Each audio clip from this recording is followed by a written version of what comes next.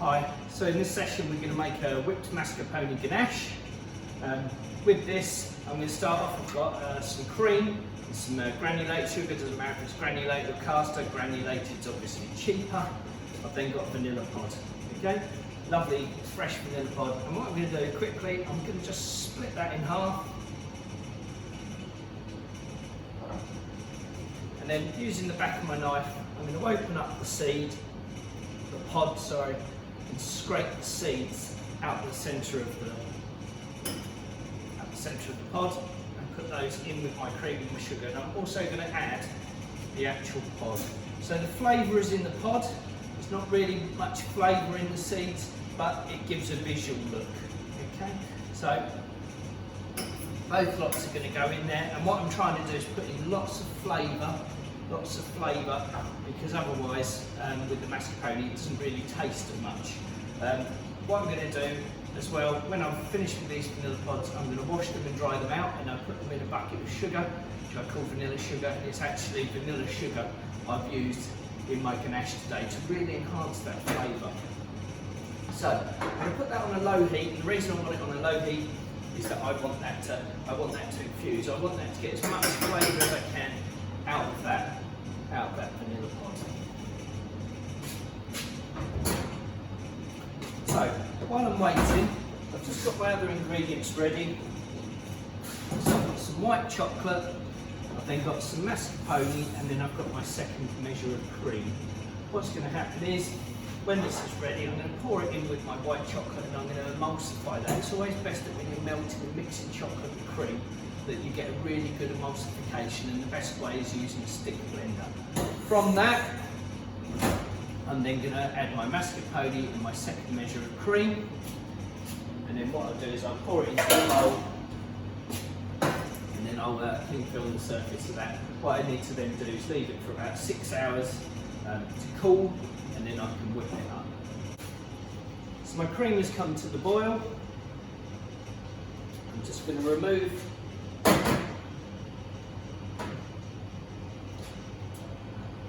the vanilla pods, and I'm going to pour that over the white chocolate.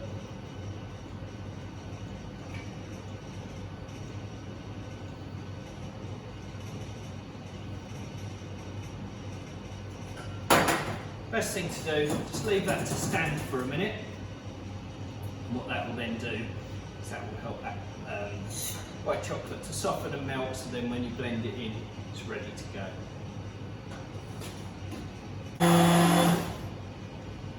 So make sure that that's completely blended and emulsified, smooth before you add the next products. So now I'm just going to add my mascarpone. Just get these last bits in. This is going to make a delicious, really silky ganache, and as any Italian will tell you, don't replace it with cream cheese, it's not the same. So now I'm going to just blend in the mascarpone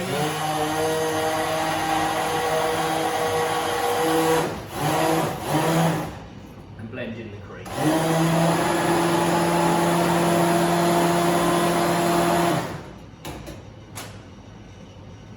So just like always, scrape out the excess or the stuff that's stuck around the edges of the bowl or the jug, because if that's what the recipe says, you don't want to leave 5-10 mils in the bottom of your jug.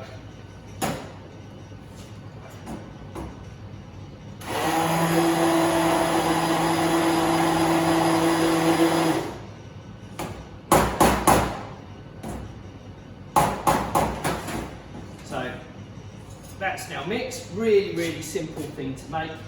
White chocolate ganaches are the same. Whipped white chocolate ganaches or whipped milk chocolate, dark chocolate, very similar. Some might have sugar in forms of inverted sugar and things like that, but we're all pretty much the same. One last stir as I scrape it out. And what I'm going to do now, just so you can see in there, I'm going to just clean film the surface. So at least if you've got a blast chiller, that helps. You can speed up this process. If not, it needs a good 6 hours in the fridge, or ideally, if you're planning well, you can do it overnight. So I'm just going to finish off my whipped mascarpone ganache. So it will just look still like thick cream. And I've let this set overnight, at least 6 hours, or until it is very cold anyway. Depends whether you're using a blast chiller to speed up that process. So just be aware as well that a lot of the vanilla seeds will rise to the top, so they'll get stuck on your cling film. One of the main issues that students will have is over whisking. As you can see, it does look like cream, like thick cream, and all we just need to do now is whisk this up to soft peaks. If you take it too far, it will be grainy, so just need to be really careful. It won't take much whisking up.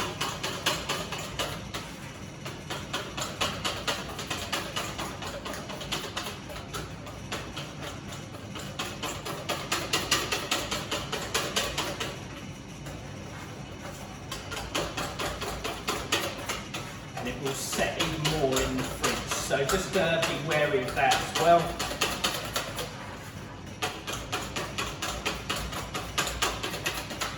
So I always find better by hand, not with the machine. You've got a lot more control. Make sure it's all evenly whisked. It's just starting to come up to ribbon stage now.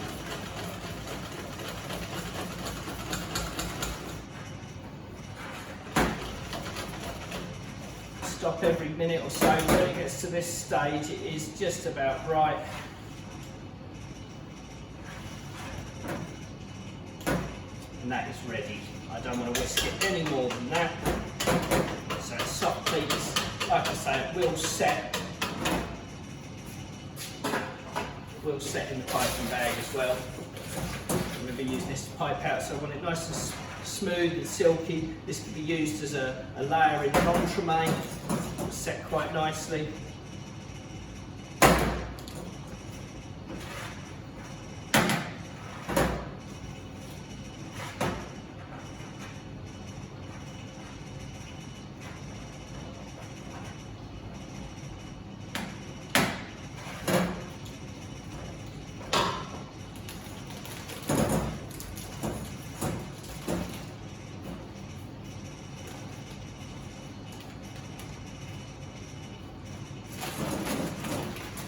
Then I'm just going to seal that in the bag.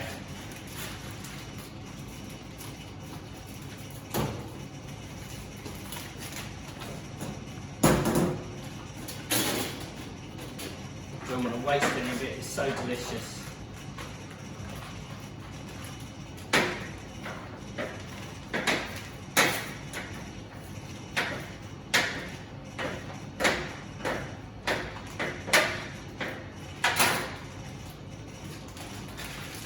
That'll be ready to go.